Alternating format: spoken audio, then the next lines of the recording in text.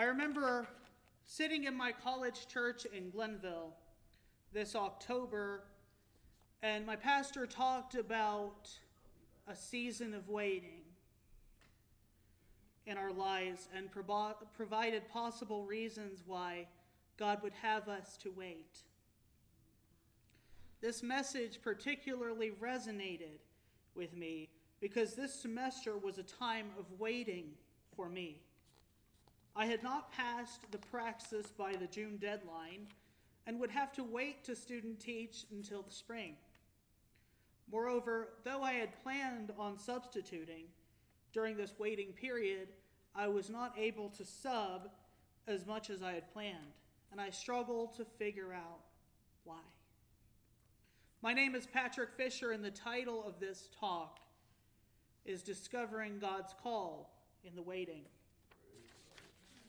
My first point is that when we're in a season of waiting, we should not worry about tomorrow because it is not promised to us. In the book of Proverbs, chapter 27, verse 1, it says, "Do not boast about tomorrow, for you do not know what a day may bring." And in James, it warns us, "Now listen, you who say today or tomorrow, we will go to this or that city and spend a year there and carry on business and make money. Why, you do not know what will happen tomorrow. What is your life? You are a mist that appears for a little while and then vanishes. Instead, you ought to say, if it is the Lord's will, we will live and do this or that." When I was making my plans, I was taking tomorrow for granted and trying to move forward. I was making what I believed to be wise decisions, attempting to gain practical experience before I started student teaching. However, I did not think about whether I would even be provided with a tomorrow. And this hits close to home. I don't know why I'm going to bring this up. It seems like I bring this up in every talk, but I'm going to. This hits close to home, especially around the holiday season, because 9 years ago, my brother died on Christmas morning. And so it was a wake-up call to me that we don't always have that time. We don't always have tomorrow promised to us. So the second point I wanted to make is that we often try to move ahead and force God to adhere to our plans rather than ask Him what He would have us to do, where He would have us to go. And I showed you guys the perfection game. You guys couldn't see it from back there, but the kids were trying to put shapes into the right spot before the timer would pop, but it didn't pop, so yeah. Leave that for another day. But I want to come back to that illustration later. When I failed my praxis in June, I was in despair and trying to come up with alternatives about where to turn next. And after a while, I applied to substitute in Emmanuel Christian School, and was accepted and was given the opportunity to sub for a couple weeks in August. At this moment, I'm still on call. They haven't fired me yet, or at least they haven't told me. But I have not substituted in months, and I must wonder whether I had gone too soon or whether God is saving me for a later time. This leads me back to the talk that my Glenville pastor gave. He reminded us that while we are in the season of waiting, we should pray and ask God for adaptability, the willingness to follow His lead and not force Him to follow us. Commanding God to do our will is like trying to play perfection and trying to force stop signs to fit in the shape of a star. This will not work and will only lead to superficial success, but not ultimate fulfillment. The book of Proverbs 19:21 tells us, "Many are the plans in a person's heart, but it is the Lord's purpose that prevails."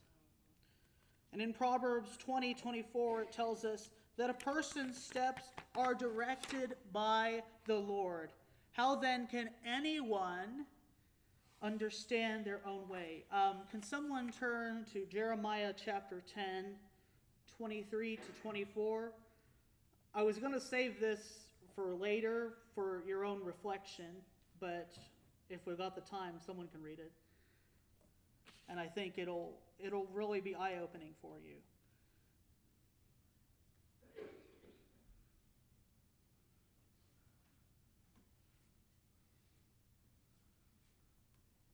I bet my phone is faster than you guys. We'll find out. Jeremiah what? Chapter 10, 23 to 24.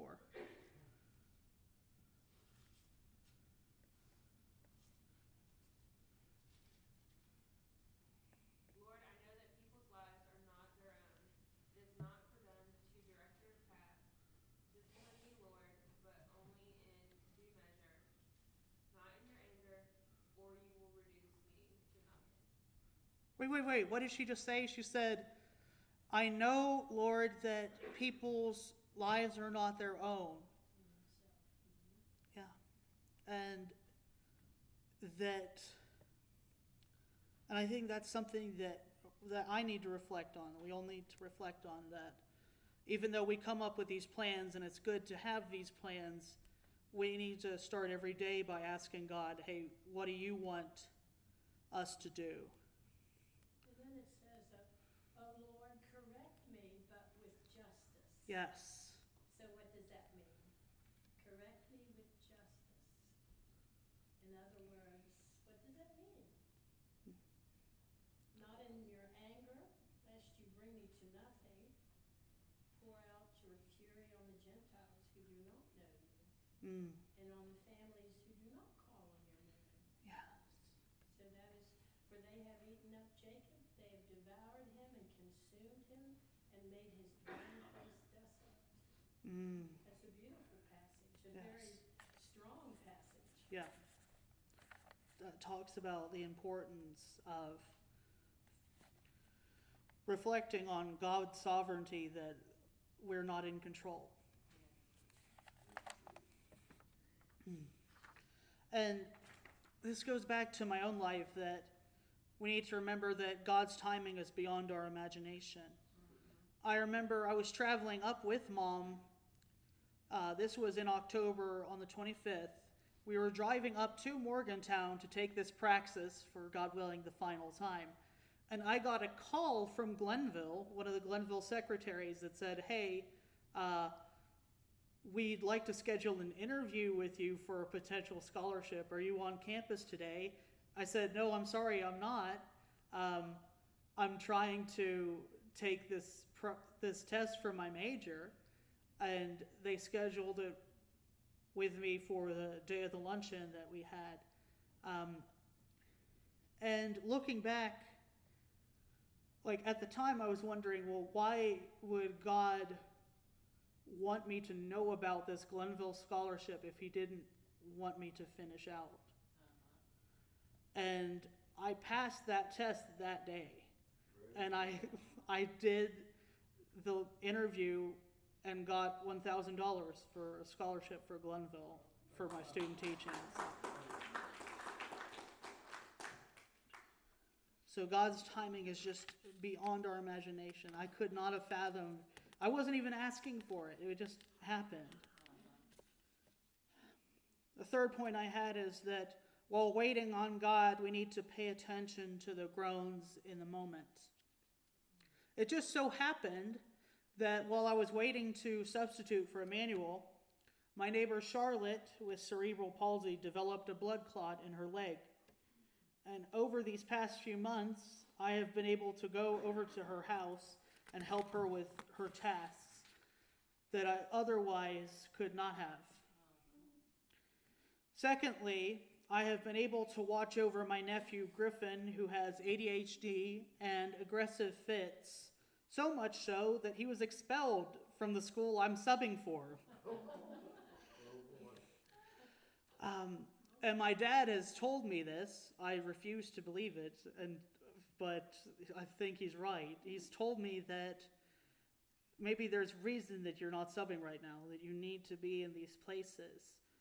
And I think back to Griffin, that these events, people like him will prepare me for dealing with disruptive students in a personal way.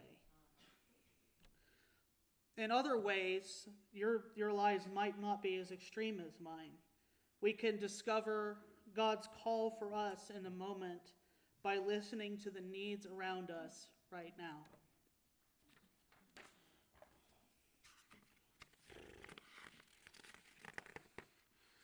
The fourth point I had was, while waiting on God, we need to look at the gifts He has given us right now. When working with Charlotte, she would often ask me to help her with doing many tasks, often several tasks at the same time. I'm taking out her cat litter, and then she asked me to, check her garbage to pull a bill that she might have thrown out. So I'm digging through garbage, trying to find these bills that she's thrown away. These are tasks that she struggles to do alone, especially now with the blood clot in her leg.